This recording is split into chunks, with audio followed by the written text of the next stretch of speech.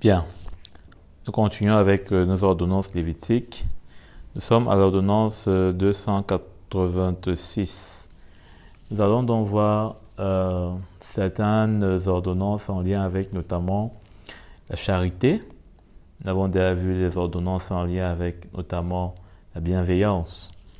Alors la charité, allons voir ça notamment avec Lévitique au chapitre 19, le verset 23, ou plutôt 9. Quand vous ferez la moisson dans votre pays, tu ne moissonneras pas ton champ jusqu'au bord, et tu ne ramasseras pas ce qui reste à glaner. Hein? Donc là, c'est l'ordonnance 286.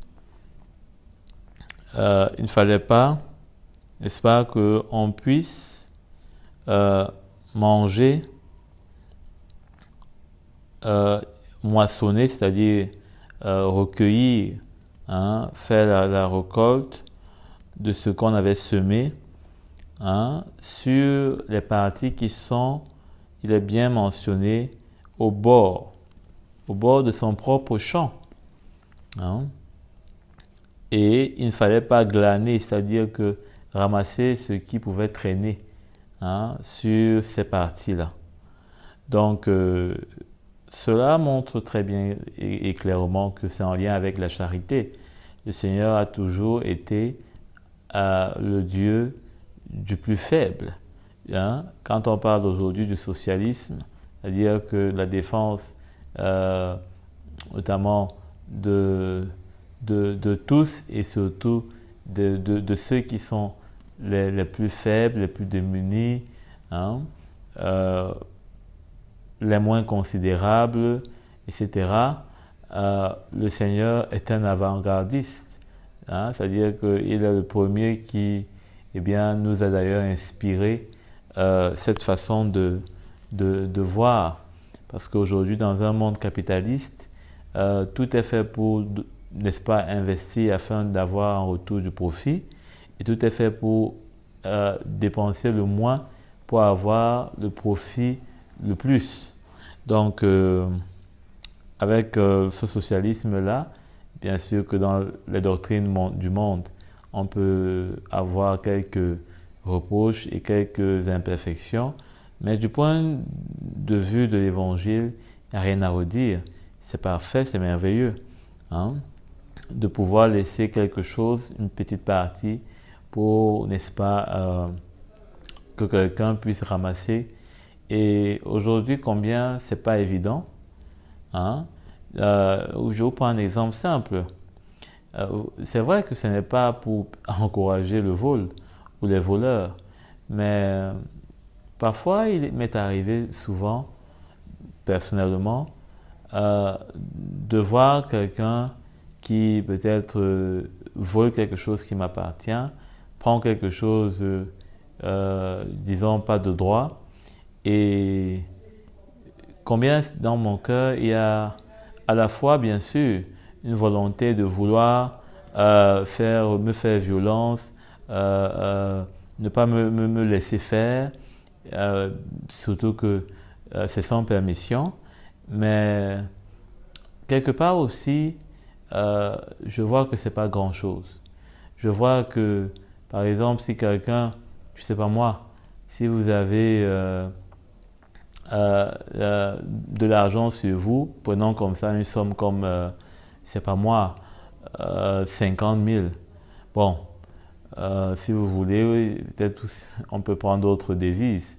Que vous avez 500 euros, eh bien, même, pourquoi pas, même 30, 40. Si quelqu'un prend 1 euro, peut-être qu'il vous est tombé de la poche. Si quelqu'un vous prend 100 francs, qui vous est tombé de la poche. Est-ce que c'est tellement aussi dramatique? Est-ce que c'est tellement si impossible de ne pas laisser cette personne partir avec, hein? c'est pas comme si elle vous a coupé les bras, c'est pas comme si cette pièce-là était plus que ce qu'il y a dans votre poche. Peut-être que, bien sûr, ce n'est pas insignifiant, c'est nécessaire, ça peut être nécessaire, vous avez peut-être prévu des choses, on peut dire beaucoup de choses. Mais ici, on pourrait aussi dire beaucoup de choses. On pourrait aussi dire que il y a des personnes à qui peut-être on voulait donner même ce qui était dans ces coins-là, ou bien ça ne nous suffisait pas, ou bien on est dans une période de famine, on ne peut pas. Mais c'était la loi de Dieu. Hein. Imaginez-vous s'il y avait de la famine qui pouvait frapper, et le Seigneur, par exemple, avait donné une loi comme celle-ci, eh bien c'est quand même une partie, petite partie, oui, mais une partie de ce que vous avez travaillé. Alors le Seigneur ne tient pas compte de ce que vous avez travaillé, peut-être même le pauvre n'a pas participé, je ne sais pas moi quoi, vous ne le connaissez même pas peut-être, mais quoi qu'il en soit, le Seigneur dit c'est pour le pauvre. Hein? C'est pourquoi il ne faudrait pas moissonner. Hein? Ce n'est pas peut-être dit clairement, mais c'est clair, puisque pour quelle raison autre est-ce que on ne va pas ramasser ce qui est, n'est-ce pas, dans les bords de notre champ. Hein? C'est pourquoi le pauvre, peut-être qui apparemment lui n'a rien sémé, il ne mérite pas, eh bien qu'il puisse avoir quelque chose. Ça montre, pour ma part, la justice de Dieu. Une justice qui fait que nous n'avons pas mérité quoi que ce soit. Nous n'avons même jamais, nous, en tant que païens, peut-être, même pas peut-être, nous n'avions pas part aux promesses de Dieu. Nous n'avons pas peut-être même désiré connaître Dieu, mais sa grâce est venue à nous, la foi nous a été donnée, on a cru, et aujourd'hui nous sommes enfants de Dieu. Quel miracle plus grand que cela. Donc, voilà. Je crois d'ailleurs que il peut y avoir un texte dans lequel l'apôtre Paul peut nous montrer ce qu'on est en train de dire à ce sujet. Cela me vient à cœur, là, et on va voir ça. Romains, au chapitre 11, à partir du verset 11. Je demande donc, serait-ce pour tomber que les Israélites ont trébuché? Certainement pas. Mais grâce à leur faux pas, les non-juifs, c'est-à-dire nous, ont eu accès au salut afin de provoquer leur jalousie. Or, si leur faux pas a fait la richesse du monde, voyez, et leur déchéance, la richesse des non-juifs, ce serait d'autant plus le cas avec leur complet rétablissement. Vous voyez?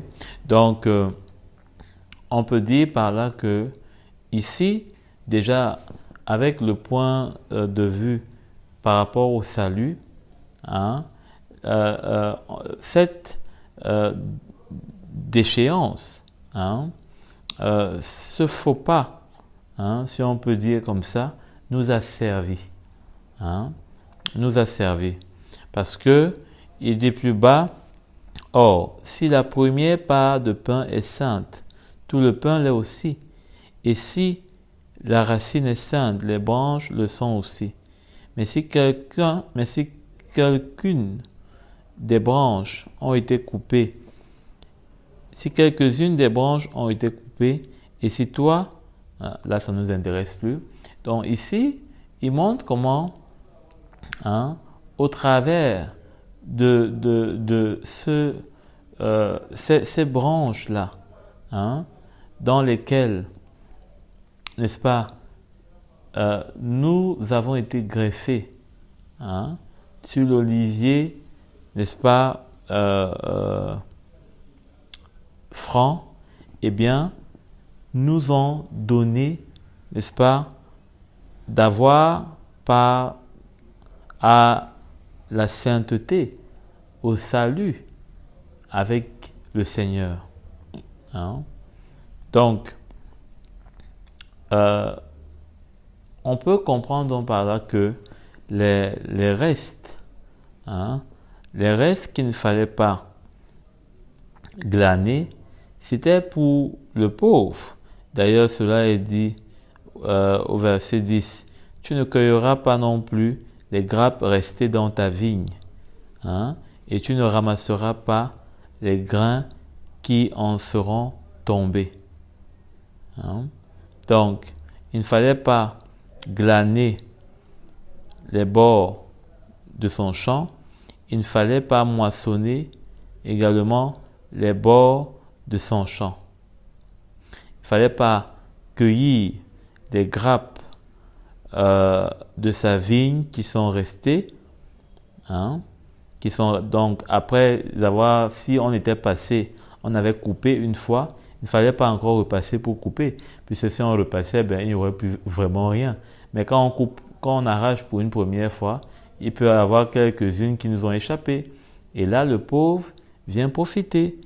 Et il ne fallait pas aussi ramasser celles qui étaient tombées. Donc, si c'était tombé, c'était pour le pauvre. Hein? Il est dit, tu le laisseras aux pauvres et à l'étranger. Hein? Je suis l'Éternel, votre Dieu. Hein? Donc, là, on a 4 ordonnances. Ça fait 289. Hein? Ça fait 289. Pourquoi? Parce que, effectivement, le Seigneur avait un cœur pour le pauvre. Mais ici, le pauvre, il faut le voir comme étant nous qui étions sans Christ. Nous étions pauvres. Hein? Nous étions pauvres. Et donc, le Seigneur, au travers de cela, hein, de cette jalousie, de cette déchéance des Juifs, il nous a donné la richesse. Hein? Il nous a donné ce salut que eux, en quelque sorte, ils ont, n'est-ce pas, méprisé. Hein? C'est comme si finalement la loi, n'est-ce pas, avait été prévue depuis pour nous montrer, nous donner accès même à nous qui étions, n'est-ce pas, non-juifs, hein, la vie plus tard par le Seigneur. Parce que finalement, là, en tant que pauvre, on se dit, mais cette loi travaillait déjà, hein, pour pouvoir parler en notre faveur même, pour nous qui viendrons, n'est-ce pas, en Christ. Quand je dis parler en notre faveur, bien sûr, c'est au sens strict, hein, parce que nous savons que la loi était pour les Israélites et pas pour nous. Mais je veux dire que dans l'esprit, hein, c'est comme pour dire que la loi nous donnait raison. Et d'ailleurs, la loi parle à plusieurs reprises de l'étranger et du non-juif. Hein? Et on verra dans la suite comment il y aura des lois qui vont même s'adresser à l'étranger. Donc, ici, cette pauvreté-là, dont il est parlé ici, hein, le pauvre et l'étranger. Le pauvre, c'était nous qui étions sans la loi de Dieu. Nous ne connaissions pas la richesse du Seigneur. Nous étions chassés. Souvenez-vous que tous les pays qui étaient dans cette vallée de Canaan devaient être chassés par le peuple juif. Et nous étions étrangers parce que nous ne connaissions pas Dieu. Nous n'avions pas de vrai Dieu comme lui. Hein? Nous étions avec nos coutumes, hein, païennes. Hein? Nous étions étrangers à sa loi. Nous ne connaissions pas, hein, la justice. Hein? Nous marchions dans l'iniquité. L'apôtre Paul dit comment est-ce que nous portions des fruits honteux. Hein? Donc, voilà comment nous étions pauvres. Et il y a aussi, bien sûr, un autre aspect qu'on peut bien voir aujourd'hui, notamment dans l'Église. Comment est-ce que l'apôtre Paul dit que le superflu des uns sert au nécessaire des autres? Ça aussi, c'est très important parce que effectivement, comme nous parlons tantôt de la charité, hein, il ne faut pas oublier, la charité, hein, veut dire que ça s'adresse, n'est-ce pas, aux autres, hein, ce qu'on fait pour les autres, hein, par amour. Et donc, comment dans cette, comment dirais-je, il parle de cette règle d'égalité. Comment est-ce qu'elle s'installe à travers, n'est-ce pas, le don de certains qui peuvent avoir plus et qui le partagent, ce plus-là, ce superflu-là, pour eux, à ceux qui n'en ont pas. Hein? Et comment est-ce que tout un chacun se retrouve à avoir quelque chose qui lui est nécessaire. Hein? Donc, voilà ce qu'on pouvait dire. Allons donc dans l'ordonnance 290, Exode 23, à partir du verset 18. Tu n'offriras pas le sang de la victime sacrifiée en mon honneur sur du pain levé. Hein? Ordonnance 291.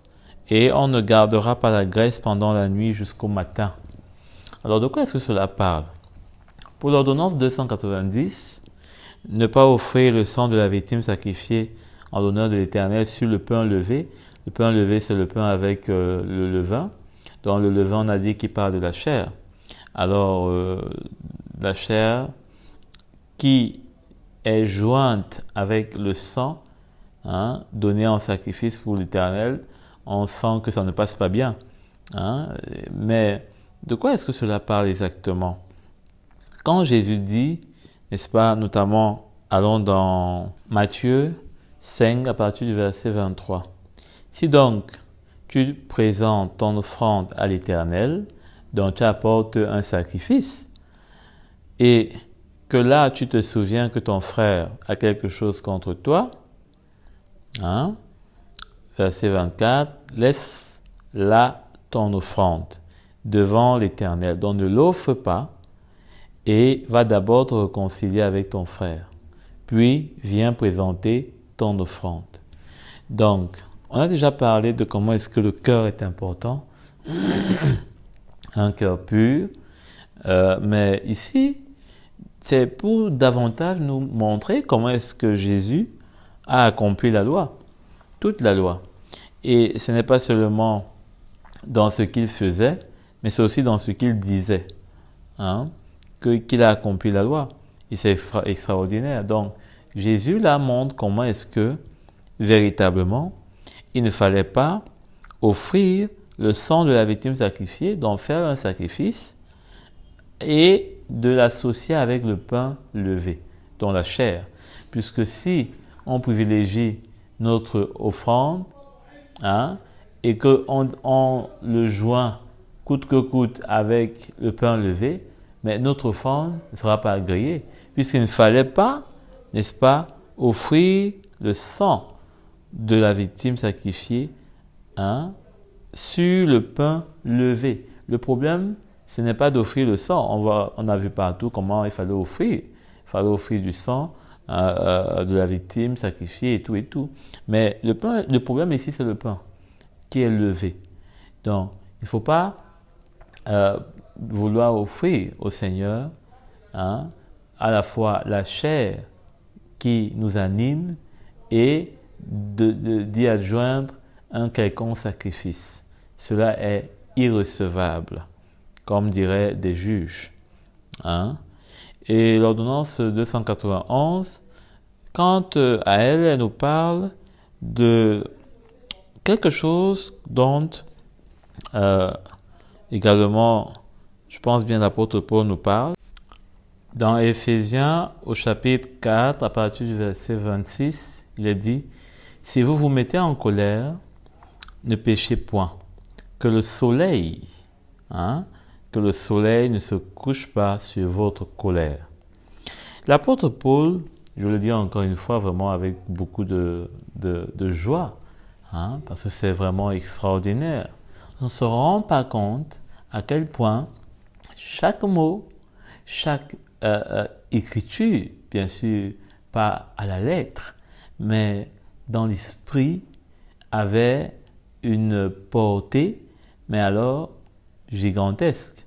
Parce que là, quand on voit ce qu'il dit, on comprend aisément ce qui est écrit ici. Que ne pas garder la graisse pendant la nuit jusqu'au matin. que le soleil donc ne se couche pas sur votre colère. Puisque si le soleil se couche, ça veut dire que là, on veut déjà garder notre graisse et pour qu'elle passe jusqu'à la nuit. Qu'elle passe de la nuit jusqu'au matin. Donc, il faut faire attention à cela. Le Seigneur, n'est-ce pas, dit au travers de ce que l'apôtre Paul nous révèle là, simplement, qu'il ne faut point pécher.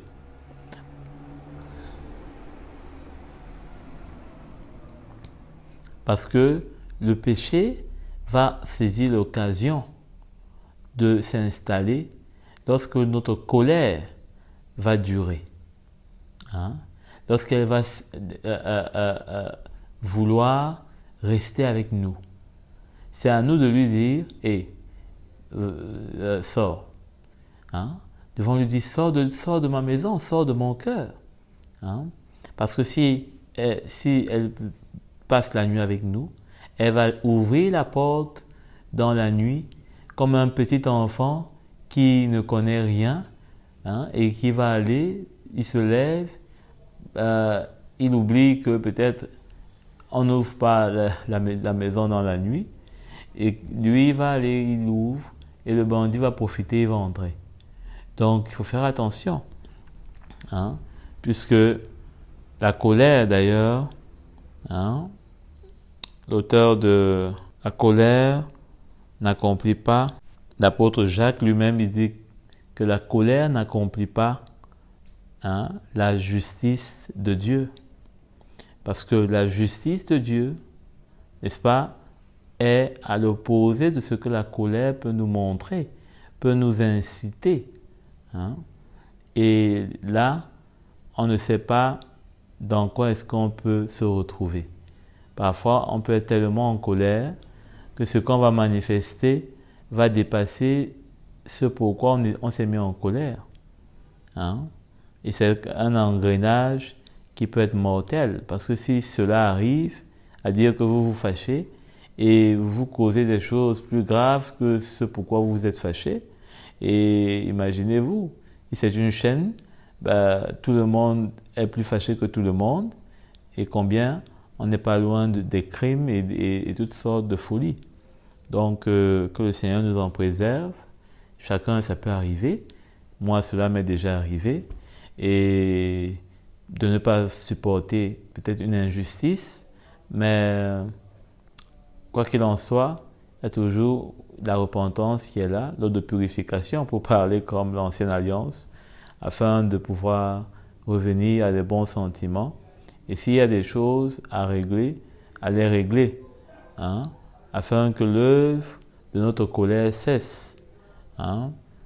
Parce que la colère, c'est comme si nous avons pris un char et on a mis devant notre maison et on est prêt à bombarder tous ceux qui vont passer. Tous ceux qui passent sont comme des ennemis. C'est comme ça que la colère agit. Quand quelqu'un est en colère, même s'il aimait quelqu'un, il ne rit plus, il n'est pas prêt à blaguer, même si qu'il le faisait blaguer. Même celui avec qui il n'a pas de problème, un problème peut vite arriver parce qu'il est en colère. Il ne comprend rien. Il est comme un insensé. Il est emporté. Il n'est pas mesuré. C'est comme s'il a mis un char devant lui et il peut tuer tout ce qui passe à tout moment. C'est une situation très dangereuse, la colère, parce que ça n'accomplit pas la justice de Dieu. On est aveuglé quand on est dans la colère par notre propre justice. Et c'est important de pouvoir, n'est-ce pas, demander au Seigneur qu'il nous aide. Pour certains, c'est plus un problème sérieux et pour d'autres, peut-être moins. Mais quoi qu'il en soit, le Seigneur sait ce qui est au fond de nous et il sait comment nous traiter. Amen. Donc, allons dans l'ordonnance 292. Il s'agit là des dîmes. Donc là, on voit la dîme pour ce qui concerne les récoltes, hein, les fruits des arbres, hein. Mais il y a aussi la dîme qui était sur le petit et le gros bétail. On a déjà quand même effleuré cela, mais on va considérer quand même, hein, dans ces ordonnances 293 et 94. Verset 32, toute dîme de gros et de petit bétail, une bête sur 10 de tout ce qui passe sous un bâton de berger sera consacré à l'Éternel. Voilà.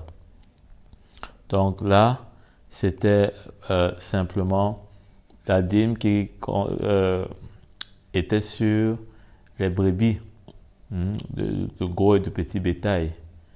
Hein, tout ce qu'il y avait comme animal, hein, dans notre troupeau.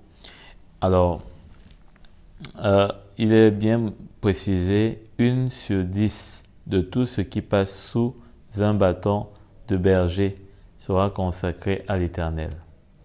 Alors, je donne cette précision parce qu'aujourd'hui, certains peuvent vouloir, par exemple, mettre en œuvre la dîme et la mettre en œuvre avec notamment l'esprit de la nouvelle alliance, soi-disant de faire selon son cœur et donc de donner moins ou de donner plus. Attention, ça c'est une violation flagrante de la loi, parce que la loi c'est la loi. La loi, il ne fallait pas donner moins, il ne fallait pas donner plus. C'est 10% pour ce qui concernait les brebis, hein, disons le petit ou le gros bétail. Aujourd'hui, tel n'est pas le cas, ou dans très rarement de cas, on a des frères qui sont bergers, hein, qui ont des troupeaux. Quoi qu'il en soit, cela n'est pas pour nous une ordonnance que nous devons mettre en œuvre.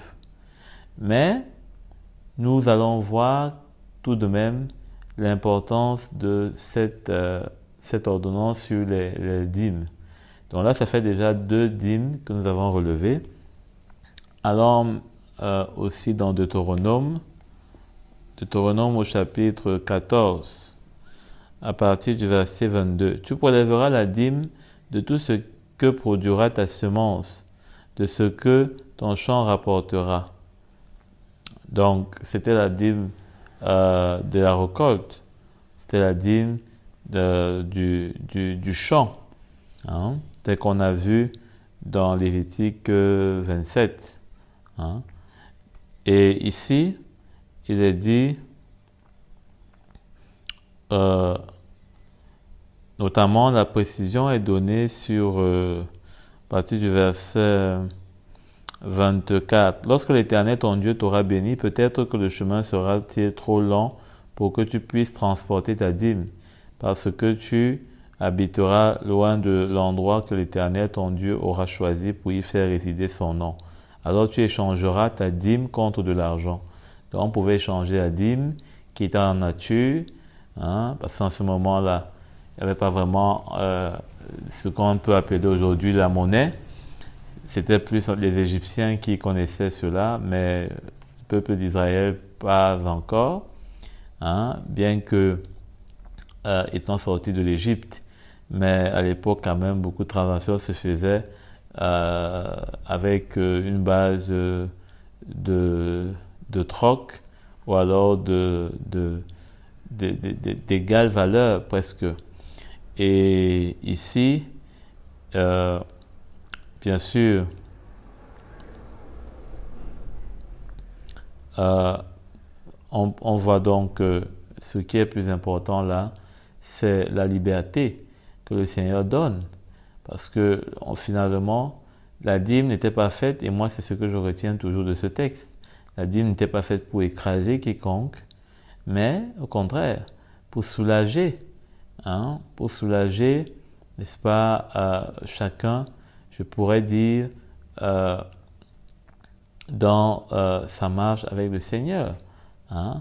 Ce n'était pas pour écraser, ce n'était pas pour amener les gens à souffrir, puisque là, s'il fallait transporter toutes les dîmes qu'on avait, puisque là, il y a au moins 3 dîmes qu'on peut voir. Hein, s'il fallait toutes les transporter en nature, ça devait être compliqué. On pouvait même se faire voler. Et imaginez-vous si on se faisait voler notre dîme et qu'on ne donnait pas cette dîme-là au Seigneur. Aujourd'hui, on peut parler de la dîme et ça peut amuser et faire l'objet de grands débats. Mais il faut savoir que la dîme est une affaire sérieuse dans la loi. Et donc, si quelqu'un se faisait voler, par exemple, cela ne remettait pas en cause le fait qu'il ne doit pas donner sa dîme. Bien sûr que le coupable serait puni par le Seigneur, par la loi qui prévoyait des sanctions, mais celui qui a été volé absolument devait apporter sa dîme, parce qu'auquel cas, il devait se voir, n'est-ce pas, lui aussi puni, puisque ce n'était pas pour le vol qu'il a subi, mais pour l'absence de sa dîme. Hein?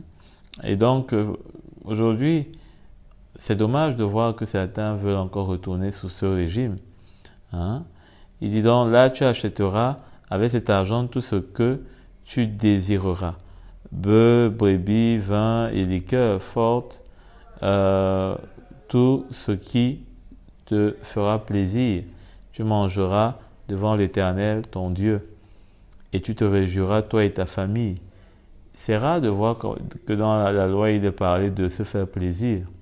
C'est vraiment très amusant. Mais ici, l'esprit est simple, c'est que la dîme n'était pas faite non seulement pour écraser quiconque, mais c'était un moment pour se réjouir. Et c'est d'ailleurs pourquoi je pense que la parole de Dieu dit que le Seigneur aime celui qui donne avec joie. Hein? Ce lien entre notre cœur et ce qu'il y a dans notre main pour l'œuvre du Seigneur est quelque chose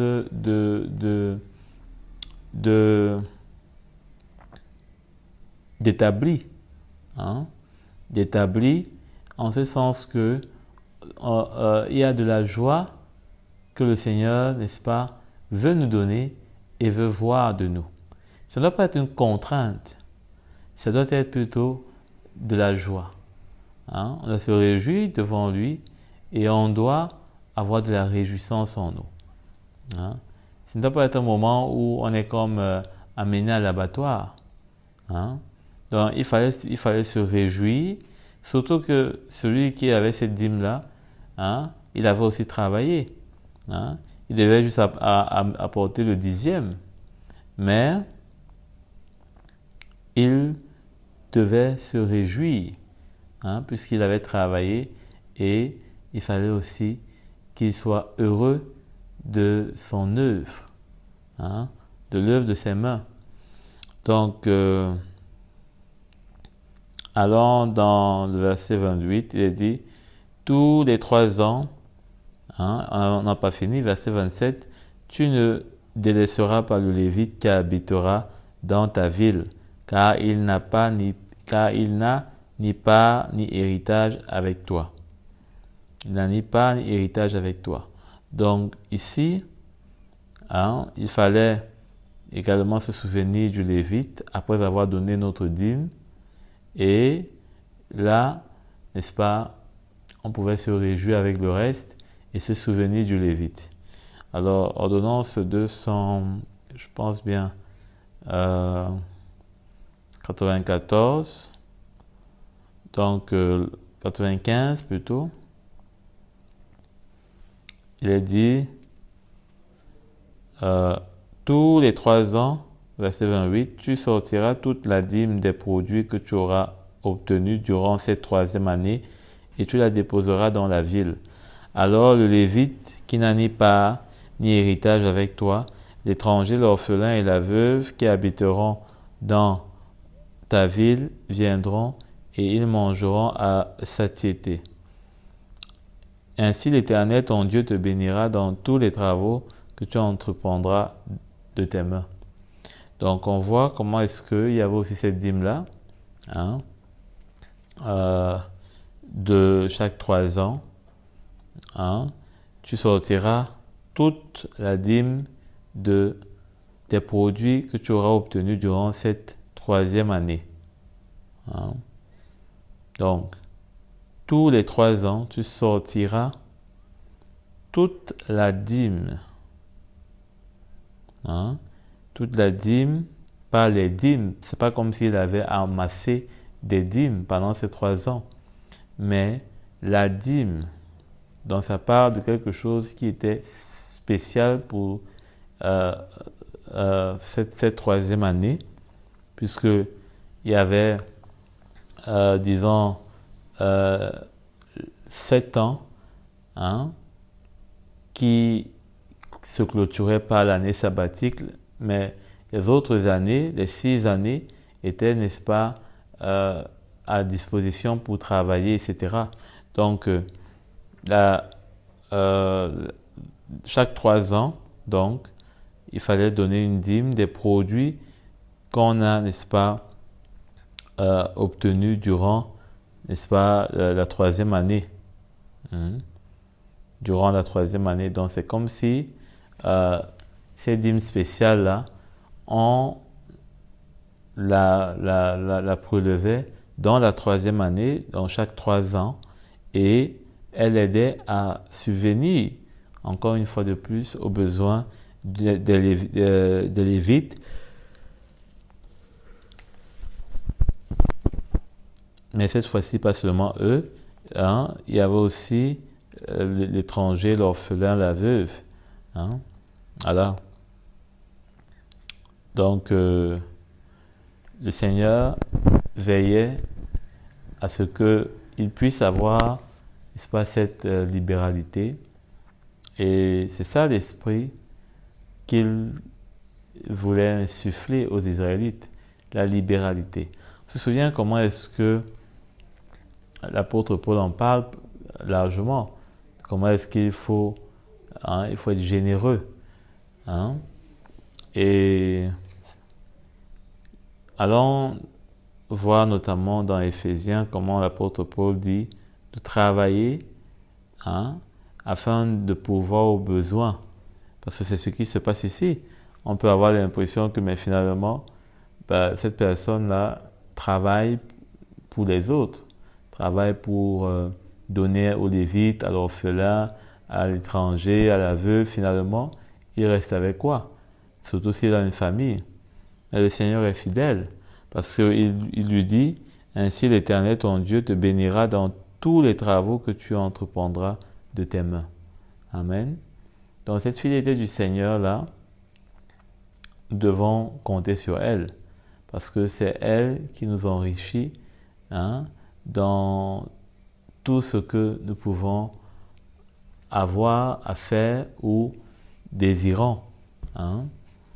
Elle nous bénit à la mesure que prospère l'état de notre âme, c'est-à-dire qu'à la mesure où nous sommes éclairés, de plus en plus que nous voyons avec la foi l'œuvre du Seigneur, eh bien, cette bénédiction-là, elle est agissante, hein, pour davantage nous donner la semence, parce que le Seigneur donne la semence aux semeurs.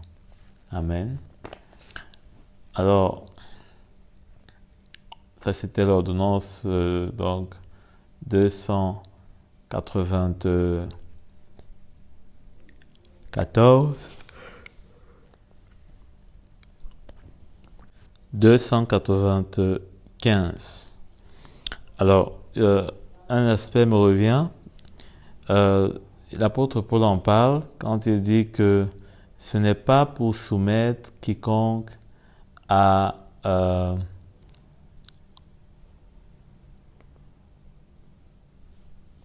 dans 2 Corinthiens au chapitre 8, à partir du verset 12, il dit « Quand la bonne volonté existe, on est bien accueilli en fonction de ce que l'on a, et non de ce que l'on n'a pas. » Hein? Il dit « Quand la bonne volonté existe, on est bien accueilli, c'est-à-dire que ce n'est pas parce que on n'a pas, eh bien qu'on n'est pas accueilli. Non, on est accueilli en fonction de ce qu'on a. Si on a peu, eh bien on le donne. Et cela est accueilli, hein, simplement. En effet, verset 13, il ne s'agit pas de vous exposer, hein, il ne s'agit pas de vous exposer à la détresse pour en soulager d'autres. Hein. Donc, parce que certains peuvent dire que je n'ai pas assez, et pourquoi est-ce que je vais donner ce que je vais donner est même peu. Mais l'apôtre Paul dit que vous n'êtes pas, n'est-ce pas, bien accueillis en fonction de ce que, n'est-ce pas, vous n'avez pas. Hein? Vous êtes bien accueillis en fonction de ce que vous avez. Si ce que vous avez, vous le donnez, vous êtes bien accueilli. Hein? Si vous n'avez pas, vous êtes toujours bien accueilli puisque vous n'avez pas. Hein? Ce que vous avez, c'est que vous n'avez pas. Donc, il dit donc pour les rassurer que ce n'est pas donc pour mettre certains comme un couteau sous la gorge, hein, et il parle de les exposer notamment à la détresse. Hein. Il cherchait pas à créer plutôt une règle d'inégalité, hein, parce que certains peuvent penser que finalement il ne doit donc plus avoir de riches dans l'Église. Hein.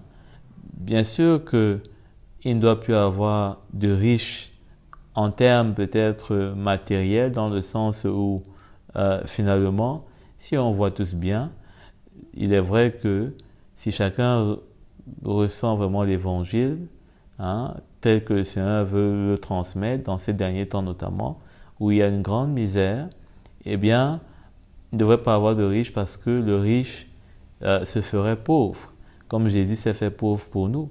Le riche va se dépouiller, comme Jésus s'est dépouillé de sa gloire, afin de venir sur cette terre.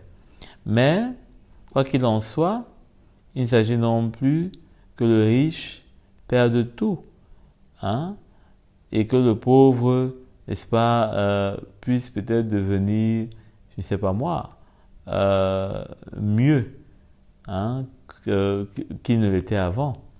Hein, parce que, bien sûr, l'apôtre Paul demande de faire du bien en premier lieu envers les frères dans la foi, mais le riche a aussi des familles, hein, parfois des belles familles même, etc. Donc, le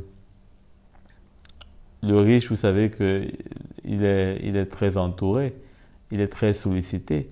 Mais ici, on voit bien comment il redresse, il dit, hein, il ne s'agit pas de créer une règle d'inégalité.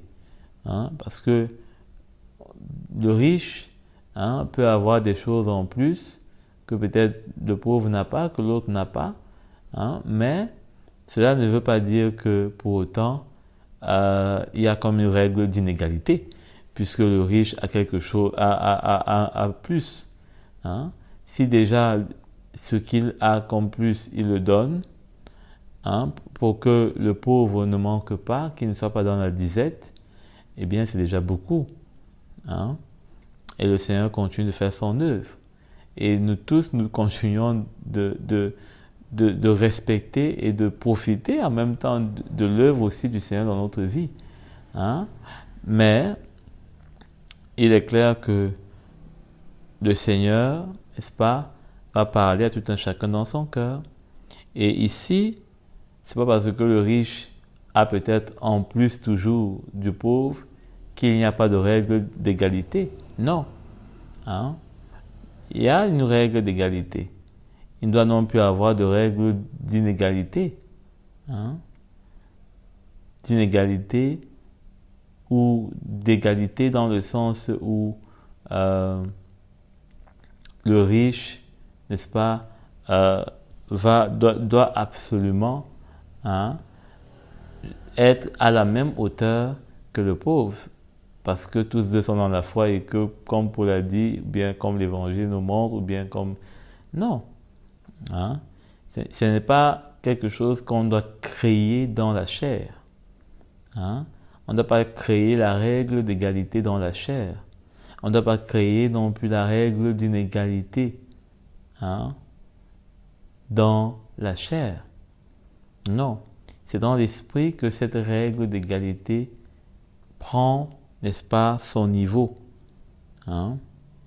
Prend son niveau.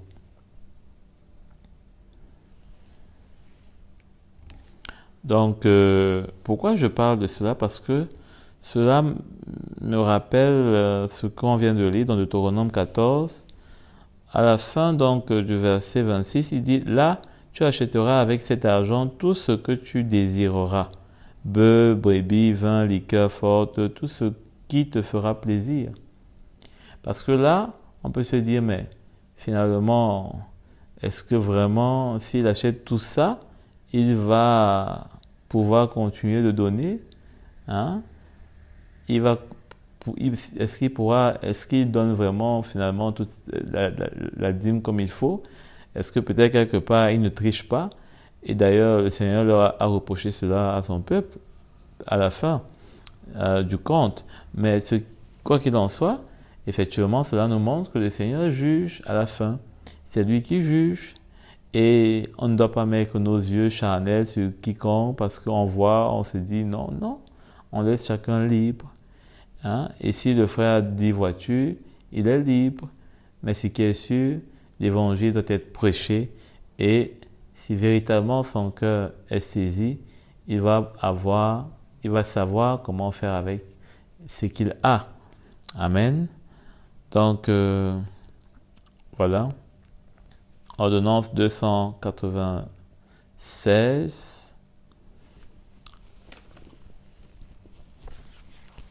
Allons à présent voir ce qui concerne les prêtres aussi par rapport à la dîme. Dans Nombre au chapitre 18, à partir du verset 25, il est dit: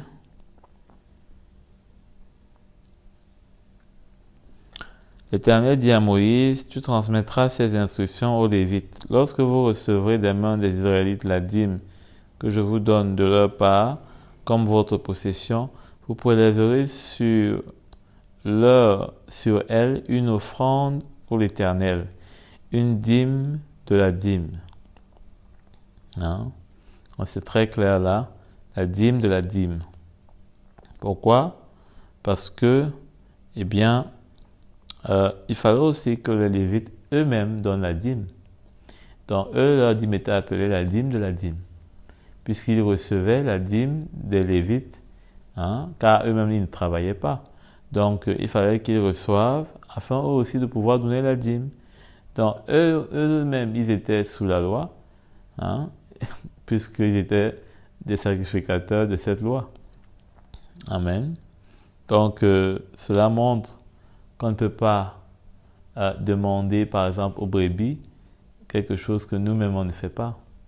On ne peut pas mettre une certaine hauteur dans la vie des brebis si nous-mêmes on n'est pas prêt à arriver à cette hauteur. Donc, ils prélevaient les dîmes pour leurs frères, les Israélites, mais eux-mêmes ils étaient également astreints à payer cette dîme. Amen. Donc, voilà ce qu'on pouvait voir à ce niveau. Verset 28, il est dit, c'est ainsi que vous prélèverez une offrande pour l'Éternel sur toutes les dîmes que vous recevrez des Israélites, et vous donnerez au prêtre Aaron l'offrande que vous aurez prélevée pour l'Éternel. Sur tous les dons qui vous seront faits, vous prélèverez toutes les offrandes pour l'Éternel. Donc,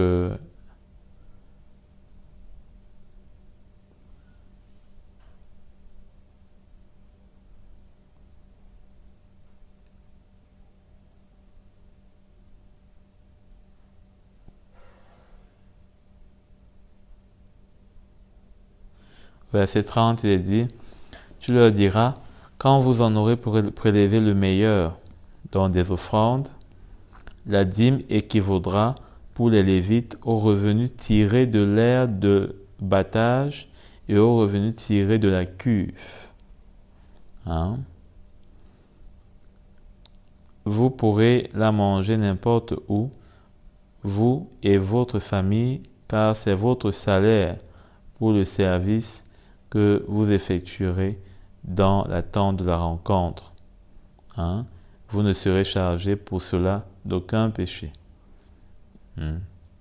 Donc, ici, on se rappelle d'ailleurs que l'apôtre Paul dit, n'est-ce pas, que ceux qui font le service, on ne va pas lire, hein, ou si vous tenez absolument, hein, ceux qui font le service ont droit de manger, hein, de la part de ce qu'ils font dans le service, ont droit de manger du service qu'ils rendent. 1 Corinthiens au chapitre 9, verset 13. Ne savez-vous pas que ceux qui remplissent les fonctions sacrées sont nourris par le temple, que ceux qui servent à l'autel ont part à l'autel. Hein? Donc, voilà ce que l'apôtre Paul déclare. Donc, là, on peut encore comprendre donc comment il explique ce qui est dit, notamment dans l'ordonnance. Hein? Et c'est pourquoi d'ailleurs, il y a cette loi qui dit, en effet, il est écrit dans la loi de Moïse, tu ne mettras pas de muselière au bœuf quand il foule le grain. On va sûrement voir ça si on n'a pas vu. Et donc, c'est, disons, deux ordonnances qui renvoient la même chose. Hein? Il ne faut pas empêcher celui qui est en train de faire le service, eh bien, de se nourrir du service. Et beaucoup, n'est-ce pas, de ceux qui sont dans le service peuvent en profiter. Hein? Mais il faut faire attention parce que le Seigneur demande toujours des comptes. On rendra des comptes.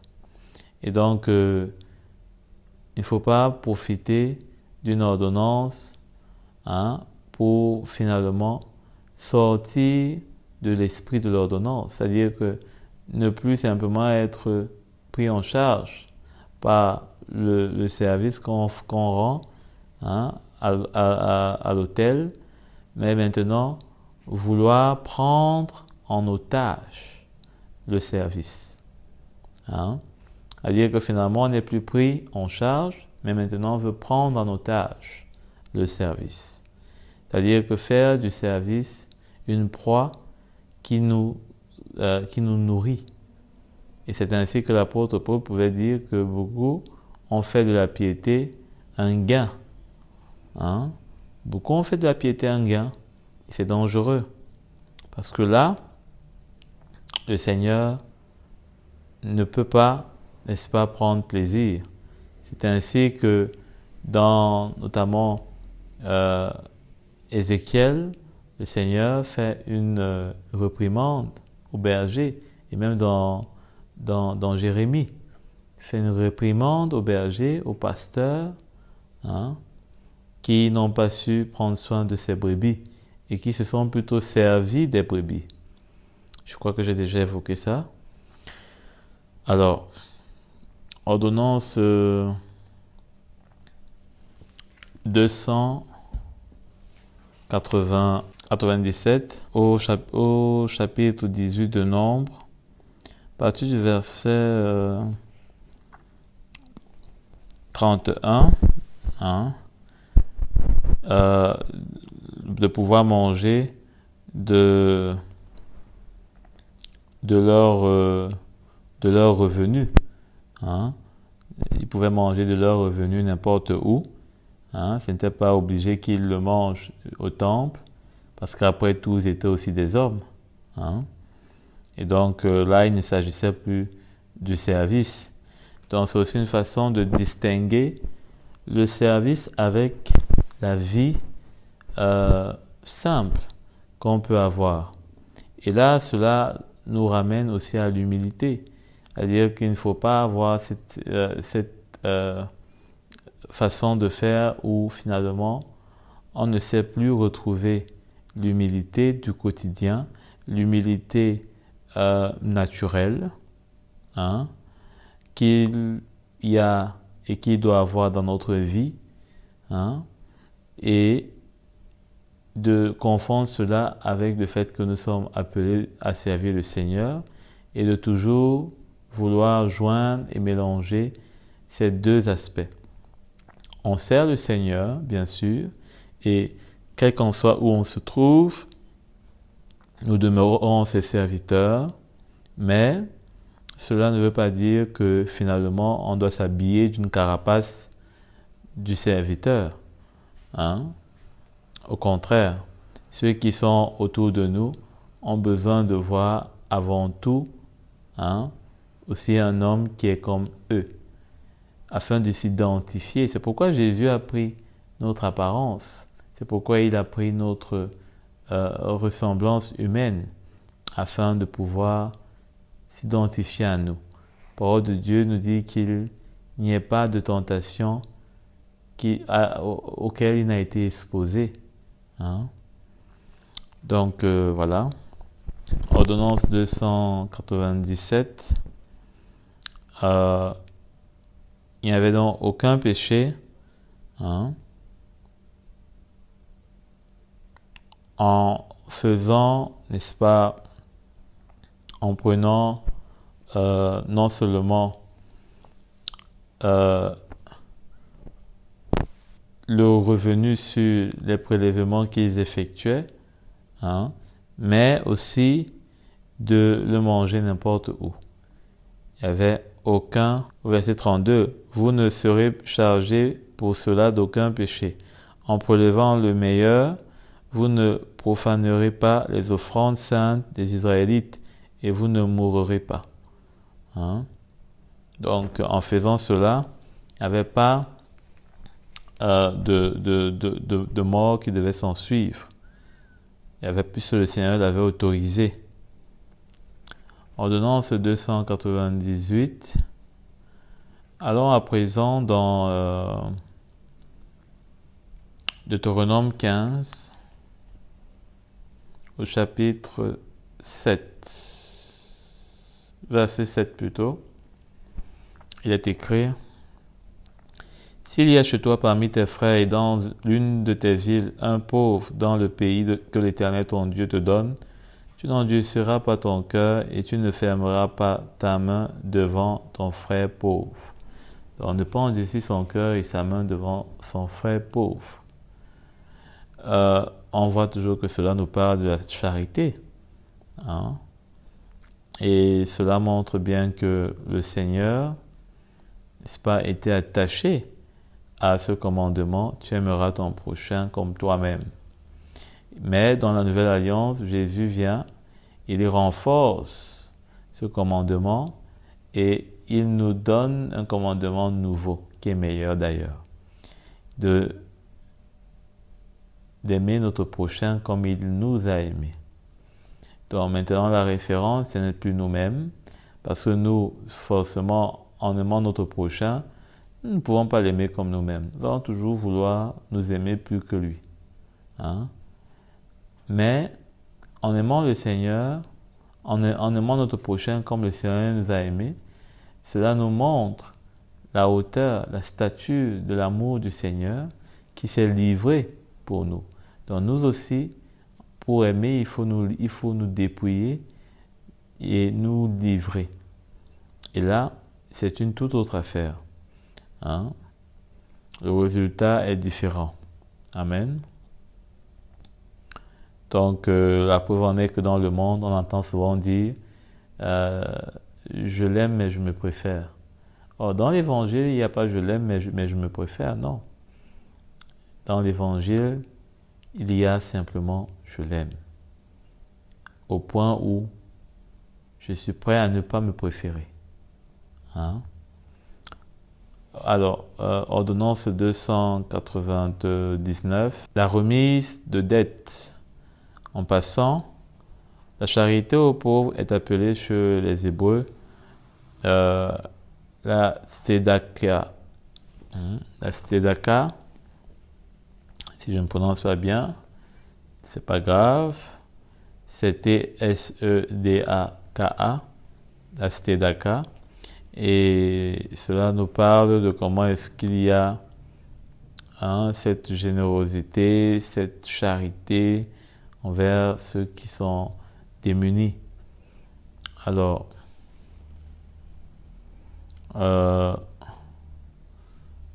donc au verset 1, toujours de Deutéronome, il est dit, tous les 7 ans, tu effectueras une remise des dettes. Voici comment elle s'effectuera. Quand on aura proclamé la remise des dettes en l'honneur de l'Éternel, tout créancier qui aura fait un prêt à son prochain renoncera à son droit. Si on faisait cela aujourd'hui, quel bonheur, renoncera à son droit. Donc quand on parle de renoncer à soi-même, eh bien, voilà un bel exemple de renoncer à son droit. L'apôtre Paul en parle, et il en parle d'une façon extraordinaire. On va lire à la fin. Ordonnance 300 plutôt. Il n'imposera pas de contrainte à son prochain et compatriote pour le paiement de sa dette.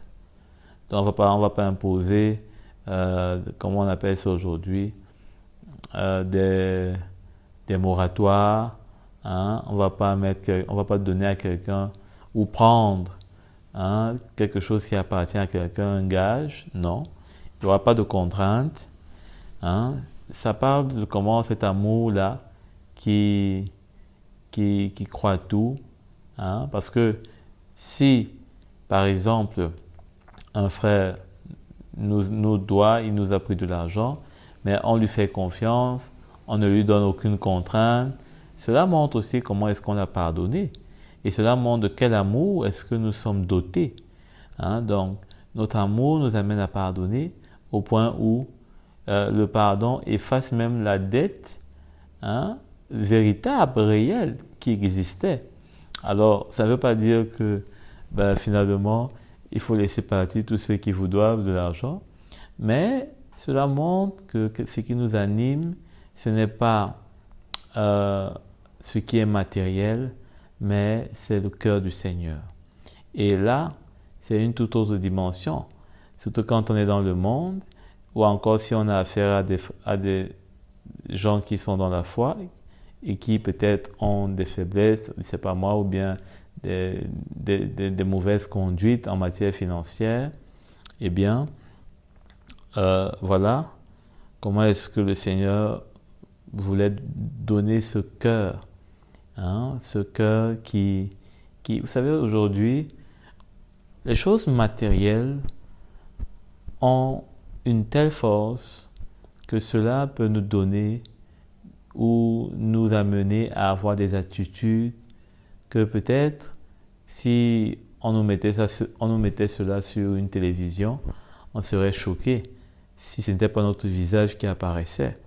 Mais cela montre combien le Seigneur a envie de nous rendre libres. Cela ne veut pas dire qu'on doit s'amuser ou bien laisser n'importe qui ou n'importe quoi nous faucher, mais il doit avoir un cœur qui est vraiment de plus en plus libéré de la valeur de tout ce qu'on peut donner dans ce monde. Amen. Et ça, c'est pas évident. Donc, comment il fallait avoir ce cœur qui est prêt à pardonner au point même qui efface la dette et qui justifie. Cela nous apprend également à devenir justice du Seigneur. Nous sommes devenus sa justice. Nous avons été justifiés et il a fait de nous, notamment l'apôtre Paul parle de comment est-ce que dans les choses de la vie, il dit lorsque l'un d'entre vous a un litige avec un autre, comment ose-t-il demander justice devant les injustes et non devant les saints? Ne savez-vous pas que les saints jugeront le monde, et si c'est par vous que le monde doit être jugé? êtes-vous incapable de rendre des jugements de faible importance? Ne savez-vous pas que nous jugerons les anges, combien plus les affaires de la vie courante? Les affaires de la vie courante. Or, si vous avez des litiges concernant les affaires de la vie courante, vous prenez pour juge des gens dont l'Église ne fait aucun cas. Les affaires de la vie courante, ça peut être entre frères, mais ça peut aussi être avec des païens. Et ces affaires-là, quoi qu'il en soit, on a besoin, n'est-ce pas, de la lumière du Seigneur. Vous savez, le monde a sa façon de juger les choses, le monde a sa manière de rendre justice, mais la justice qui vient du Seigneur est hors pair, elle n'a pas d'égal. Et parfois, on peut accepter de perdre de nos droits devant la justice des hommes. Et combien, en cherchant la justice de Dieu, on pourra gagner. Et combien on pourra être surpris de l'efficacité de la justice de Dieu.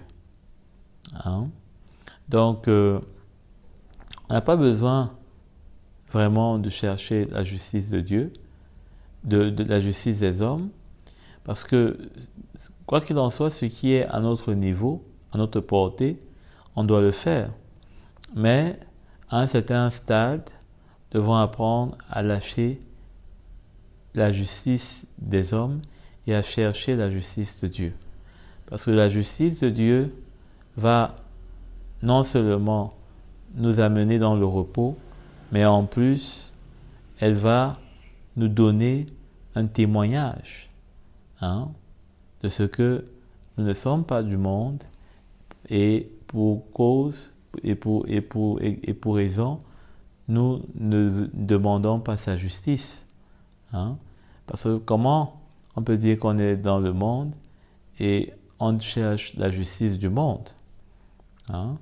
C'est vrai que Paul dit que le magistrat, il est établi afin de faire régner l'ordre. Si on respecte la loi, on ne craint pas. Mais bien qu'il soit établi aussi pour nous protéger, parce que quand le voleur agit, quand il frappe au dehors, le magistrat le saisit, il l'enferme. Mais nous avons, n'est-ce pas, plus que cette justice-là, à devoir manifester. C'est la justice qui est capable non seulement de nous rendre nous-mêmes justice, mais de toucher le cœur de ceux qui peuvent être nos ennemis. Parce que la justice du monde ne peut pas faire cela. La justice du monde va davantage créer un éloignement, va couper toute espèce de pont, toute espèce de main tendue, de possibilités de paix, etc. Mais la justice de Dieu va nous donner cette paix-là et elle va créer en celui qui peut être notre ennemi, tôt ou tard, eh bien un esprit de paix, un esprit même de tristesse, etc. Parce que notre attitude va nous briser et le Seigneur va prendre, n'est-ce pas, lui-même le contrôle. Il n'y aura pas de pauvres chez toi. Il n'y aura pas de pauvres chez toi. Donc, pourquoi est-ce qu'il n'y aura pas de pauvres chez toi? Car l'Éternel te bénira dans le pays que l'Éternel ton Dieu te fera posséder en héritage. Pour vous seulement que tu obéisses à l'Éternel ton Dieu en mettant soigneusement en pratique les commandements que je te prescris aujourd'hui. Donc le Seigneur leur dit, je promets de vous bénir, il n'y aura pas de pauvres, puisque si vous mettez en pratique mes ordonnances, personne de vous ne sera pauvre. Mais nous savons bien que le pauvre fait partie de la société. Hein? Même déjà à leur époque, ça ne manquait pas, puisqu'on voit à plusieurs reprises comment il fallait prendre soin du lévite, de l'orphelin, de l'étranger, hein, etc. Mais ce qui est sûr, cette pauvreté dont le Seigneur parle, c'est cette pauvreté qui vient lorsque il n'y a pas ce cœur généreux. Hein? C'est cette pauvreté qui sort du cœur et qui s'empare de ceux qui non seulement ne sont pas généreux, parce qu'ils n'ont pas de richesses solides, hein, leurs richesses sont éphémères, mais en plus va impacter ceux à qui ils se doivent d'être généreux, hein, et donc en quelque sorte ils volent, hein, ce qui est à d'autres, qui est entre leurs mains de la part de Dieu. Donc il faut faire attention à cela, parce que ce n'est pas tout ce qui est dans notre main qui est pour nous. Ordonnance 302, il est dit, tu prêteras à beaucoup de nations et tu ne feras pas d'emprunt. Tu domineras sur beaucoup de nations et elles ne domineront pas sur toi. Donc voilà la bénédiction. Hein. Tu prêteras à beaucoup de nations et tu ne feras pas d'emprunt. Alors, c'est pas une ordonnance en elle-même, mais c'est une bénédiction. Hein. Ne pas prêter, ce n'est pas une ordonnance. Comme aujourd'hui, on peut entendre des chrétiens qui peuvent dire moi je ne prête pas, je suis un enfant de Dieu, je ne dois pas prêter de l'argent. Non, on peut prêter de l'argent. On peut prêter de l'argent, on peut même prêter et remettre avec des intérêts. Hein? Donc, c'est pas un problème. Et ici, ce n'était pas une ordonnance, c'était une bénédiction que le Seigneur, n'est-ce pas, leur promettait.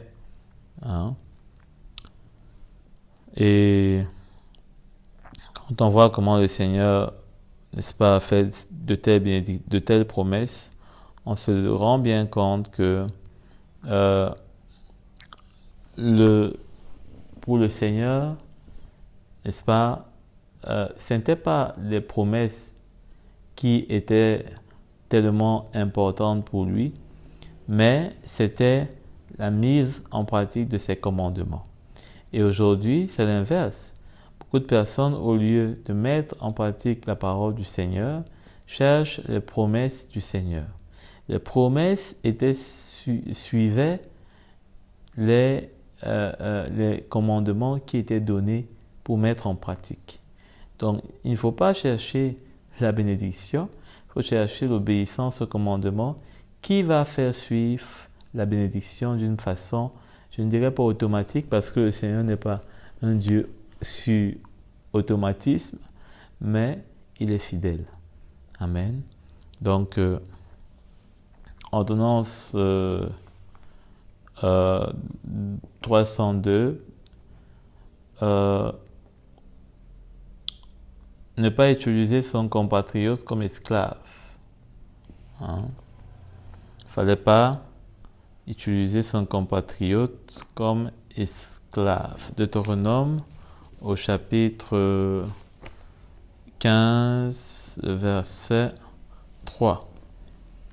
Tu pourras imposer des contraintes à l'étranger, mais tu renonceras à ton droit pour ce qui t'appartient chez ton compatriote. Hein? Donc, il fallait renoncer à ses droits pour ce qui concernait le compatriote. J'ai parlé tantôt de l'année sabbatique. Hein? C'était dans cette année sabbatique que s'accomplissait notamment toutes ces ordonnances, parce que c'était une année de libération. Hein? Il ne fallait pas qu'il y ait de joug, il ne fallait pas qu'il y ait une quelconque condamnation sur quiconque. C'était une année où il fallait que chacun sois heureux et fier d'appartenir au Seigneur, de servir le Seigneur, d'être une nation mise à part et qu'il puisse avoir des chants de reconnaissance vers ce Dieu-là. Amen. Manger de ce que l'année sabbatique donnera. C'est dans Exode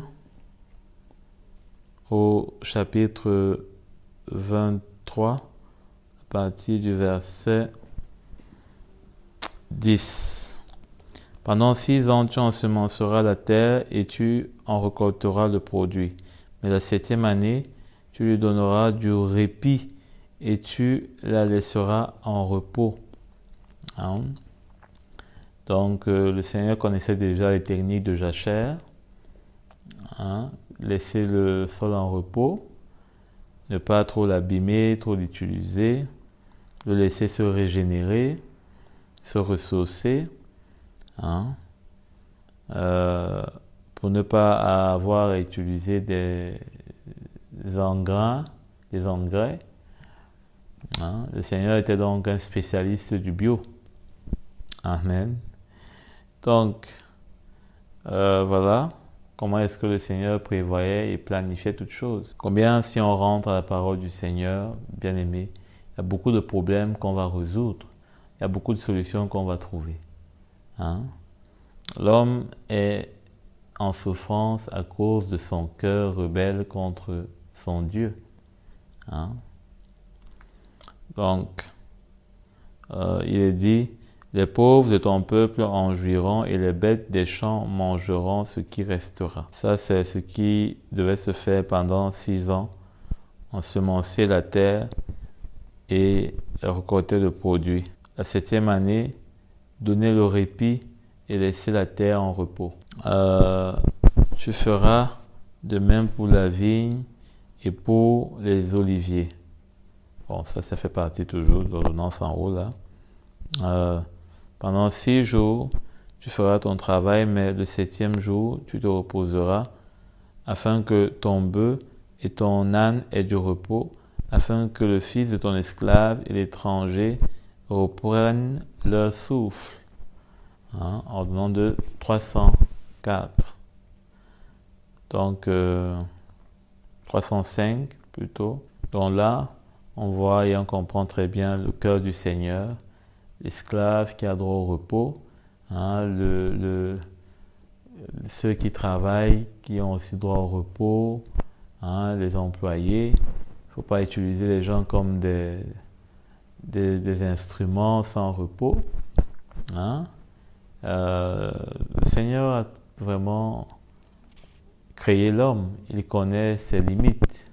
Amen. Libérer l'esclave sans rien en contrepartie. Au verset 1. Si tu achètes un esclave hébreu, il servira 6 années. Mais la 7e, il sortira libre, sans rien payer. Hein? Il sortira libre, sans rien payer. Donc, ça c'est ce que le Seigneur, n'est-ce pas, voudrait réaliser. Hein? Nous sommes dans cette année de grâce. Il est venu publier, Jésus a dit, une année de grâce. Hein? Et c'est une année de repos. Et donc c'est une année sabbatique. Nous sommes dans l'année sabbatique, dans la 7e année. Hein? Et donc là, il est dit que la 7e année, on sortira libre. Hein? Donc le Seigneur pourra nous prendre et rien ne pourra nous rattacher à ce monde et à ce corps mortel. Amen. Donc l'esclave que nous sommes dans ce corps, pour faire la volonté du Seigneur, nous serons rendus libres. Hein? Rendus libres. Pour le moment, nous sommes libres à l'égard du péché, à l'égard du monde. Hein? Donc voilà. S'il est entré seul, il sortira seul. S'il avait une femme, sa femme sortira avec lui. Hein? Donc, le Seigneur, n'est-ce pas, est venu dans ce monde et il nous a trouvés. Il était seul, il est entré dans ce monde et il est encore avec nous par son esprit. Il a dit, il est avec nous tous les jours jusqu'à la fin du monde. Et quand il viendra nous prendre, cette fois-là, dans toute sa gloire, ou alors quand il va nous enlever, c'est mieux, eh bien, nous serons, n'est-ce pas, avec lui. On sortira donc avec lui, hein, avec lui qui est notre époux, et nous serons son épouse. Donc, s'il avait une femme, sa femme sortira avec lui. Donc, nous sortirons avec lui. Hein. Il est entré seul dans le monde et maintenant il va sortir avec nous. Si c'est son maître, qui lui a donné une femme et qu'il en ait eu des fils ou des filles, la femme et ses enfants appartiendront à son maître et il sortira seul. Hein? Donc là, le Seigneur, n'est-ce pas, a fait de nous son épouse. Hein? Et nous sommes, n'est-ce pas, l'épouse que le Seigneur s'est choisie. Hein? C'est en même temps notre maître. Hein? Il est notre Seigneur et Sauveur. C'est en même temps notre Seigneur donc. Il est donc notre maître. Et donc en tant que notre maître, on lui appartient. Hein? On lui appartient.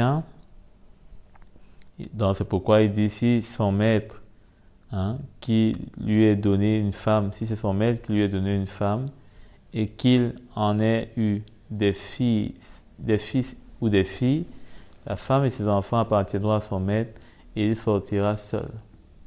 Donc on appartient au Seigneur, hein, et nous sommes d'ailleurs son corps. Hein. Nous sommes son corps. Donc, le Seigneur et nous formons une seule personne. Donc, si le Seigneur sort, c'est normal qu'on dise qu'il est sorti seul, en quelque sorte, puisque nous sommes son corps. Il est la tête. Amen.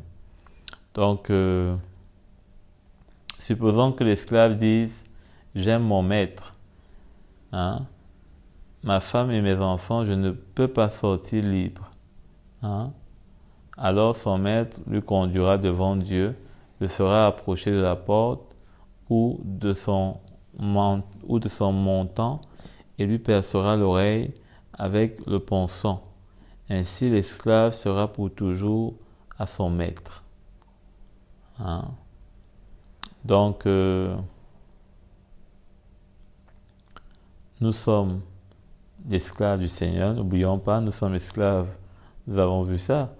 Hein, pour la justice à présent. Et donc, en tant qu'esclave, le Seigneur a mis son sceau sur nous. Le ponçon, c'est ce sceau sur nous par son esprit, hein, que nous lui appartenons. Et donc, il ne peut pas sortir sans nous. Hein, il ne peut pas sortir sans nous. Les fils et les filles qui sont nés dans l'Église par l'Évangile, hein, appartiennent au Seigneur. Hein, l'Église est dans notre mère et donc l'épouse de Christ et ses enfants appartiennent au Seigneur et donc par son esprit qu'il leur a donné. Mais l'époux ne peut pas laisser l'Église dans le monde, hein, parce que ici il faut comprendre que alors l'épouse ne peut pas se séparer de son époux. Donc qu'est-ce qu'il faut faire? Il faut que l'époux lui-même, hein, qui est aussi le maître en même temps, quand on était relâché pendant l'année sabbatique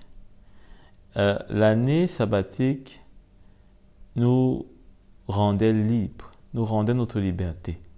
Mais après, on pouvait retourner encore dans l'esclavage. Donc, on est censé ne pas retourner dans l'esclavage, puisque nous appartenons au Maître. Hein? Mais il est obligé de nous relâcher puisque c'est l'année sabbatique qui demande. Hein? L'année sabbatique demande qu'on soit relâché. Mais si donc on est relâché, et après l'année sabbatique, qu'est-ce qu'on deviendra? Hein? C'est pourquoi on doit appartenir au Seigneur. Parce que sinon, après l'année sabbatique, on pourra appartenir à quelqu'un d'autre. On doit donc appartenir pour toujours au Seigneur. Donc être pour toujours dans sa maison. Il faut donc là que nous soyons avec lui là où il est. L'auteur des Hébreux encourage à la persévérance. Donc, il ne faut pas qu'on soit trouvé que nous sommes rentrés dans l'esclavage.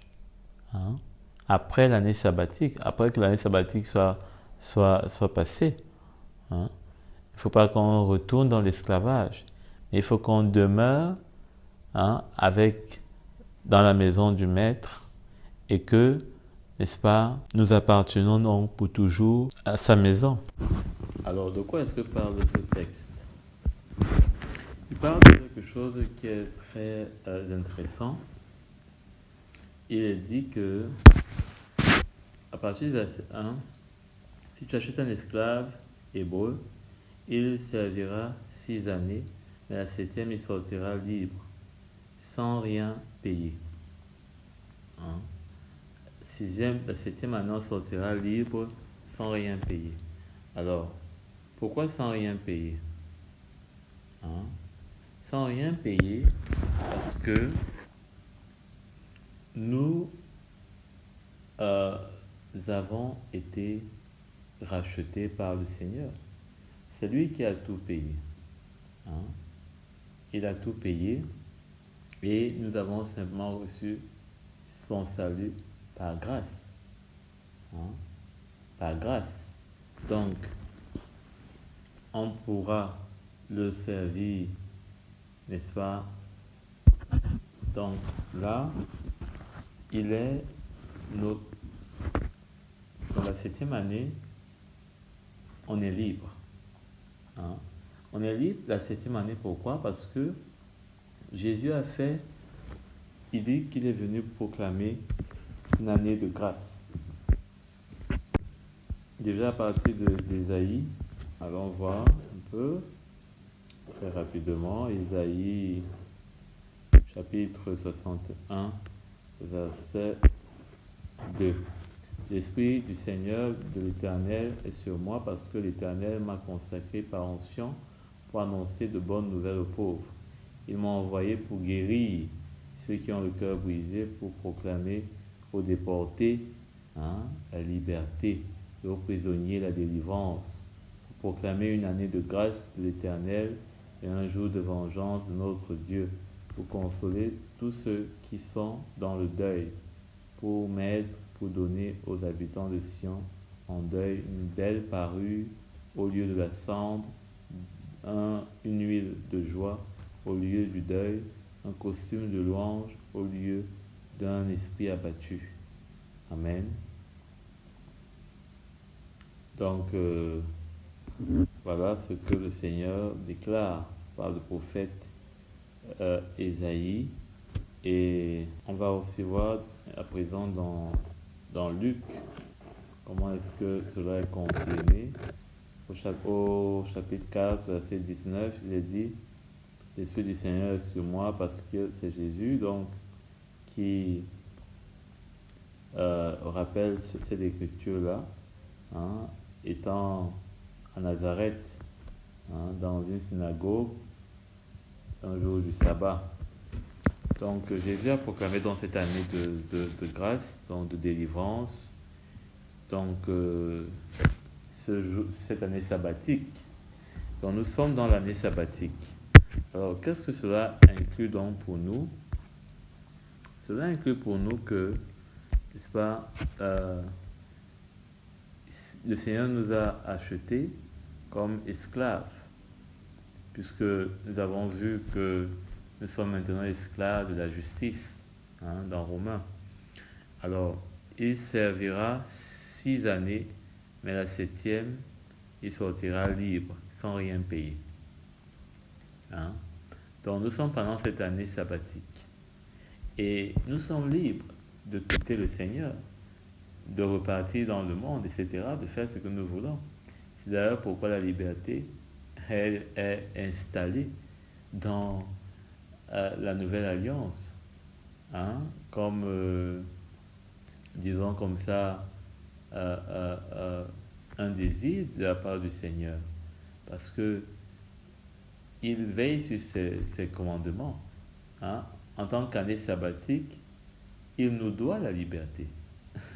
Le terme peut paraître fort, mais le Seigneur nous doit la liberté. Hein.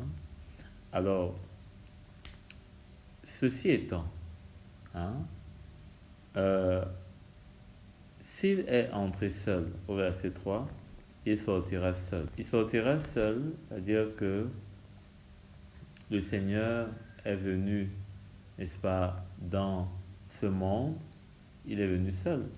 Nous ne sommes pas venus avec lui. Le Seigneur n'est pas venu avec une épouse. Il est venu célibataire.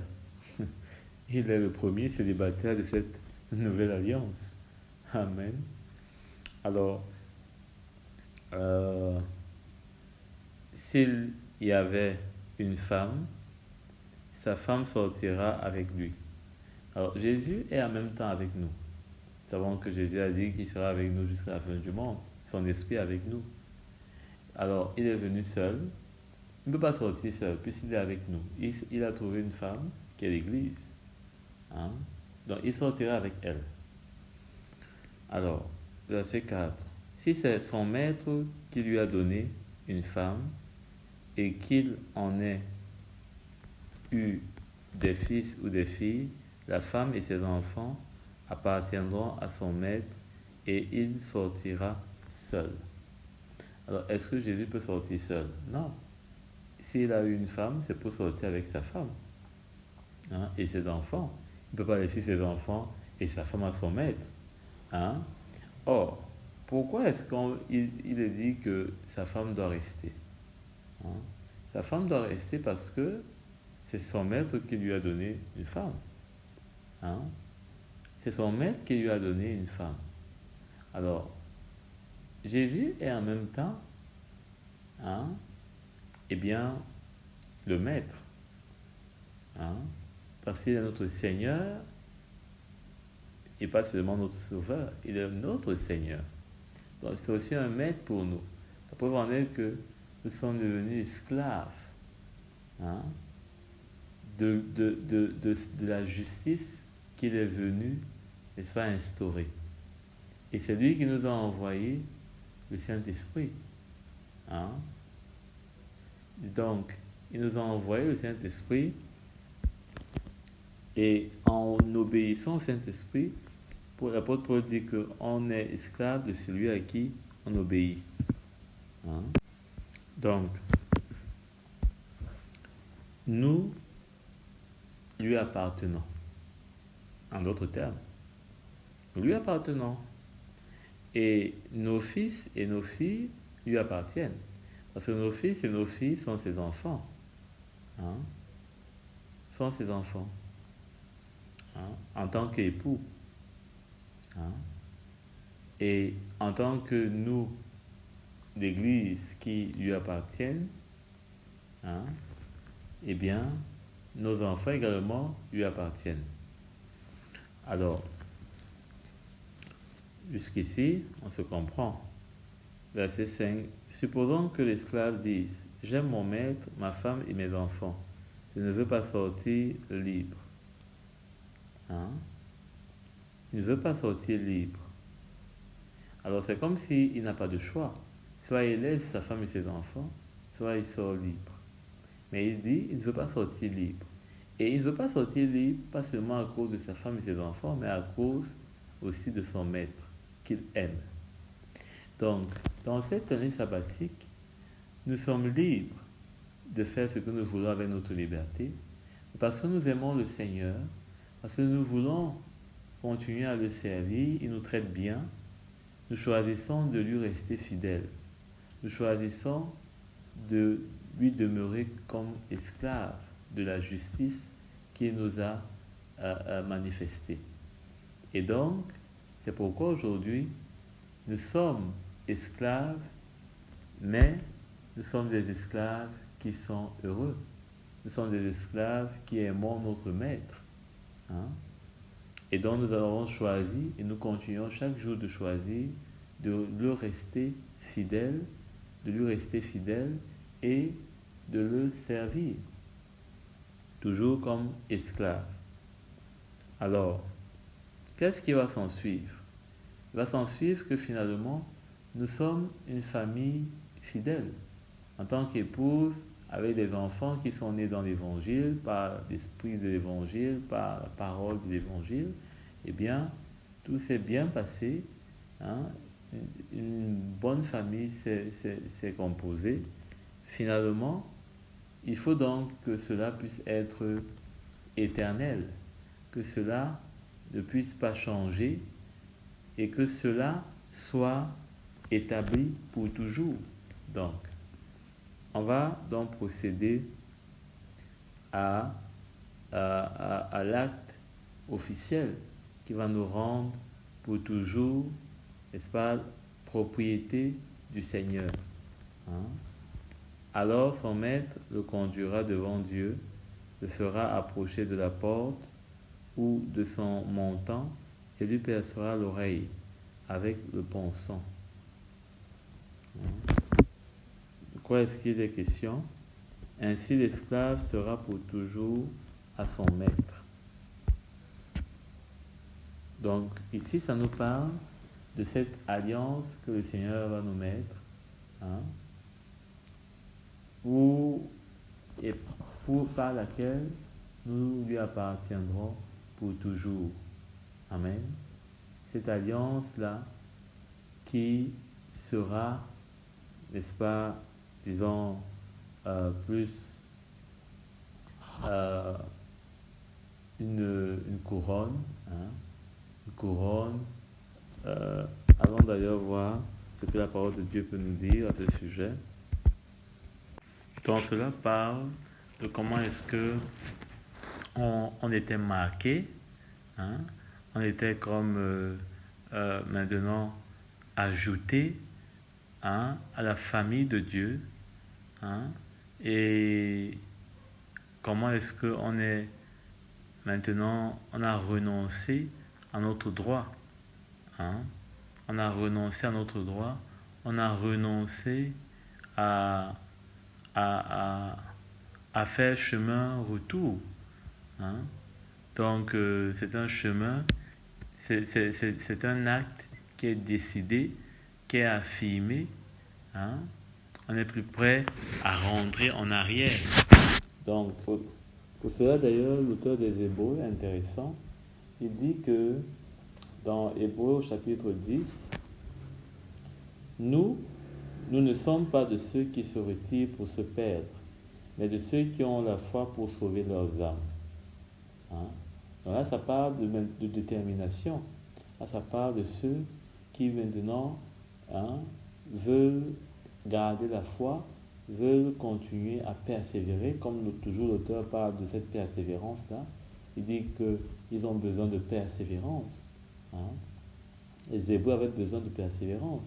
Donc, ça parle d'une détermination, hein, de l'espérance, hein, de tout ce qu'il y a de meilleur dans la maison du maître, hein, que tout est meilleur dans la maison de notre maître, et combien on ne peut pas se retirer pour se perdre. Parce que d'ailleurs, il faut mentionner que après l'année sabbatique, on pouvait encore acheter des esclaves. Et quand on se retrouvait à avoir, par exemple, dans sa maison un esclave hébreu, eh bien, finalement, où était la différence? Il devenait toujours esclave.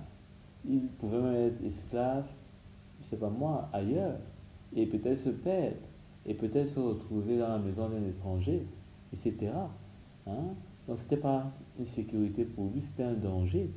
Donc, mieux rester dans la maison du maître qu'il aimait et qui prenait soin de lui, au lieu de sortir libre et de se perdre. Parce que là, on ne sait pas où il pouvait se retrouver, on ne sait pas chez qui il pouvait aller.